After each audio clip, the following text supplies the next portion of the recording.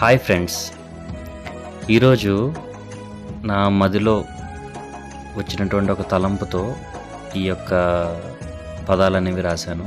Already మీరు screen మీద చూస్తున్నారు. ఈ భూమిని సృష్టించింది దేవుడైన ఆ దేవుడే మానవ రక్షణ కోసం ఈ భూమి మీద పుట్టడానికి మరలా ఒక సృష్టి అవసరం. ఆ సృష్టే అమ్మ. కాబట్టి దేవుడి తర్వాత గొప్ప స్థానం ఎవరిదంటే అది అమ్మది.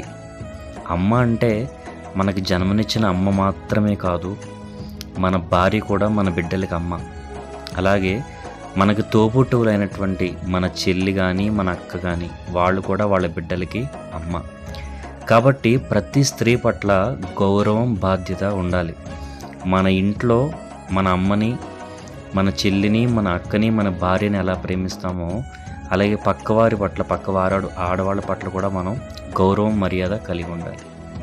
Thanks for watching.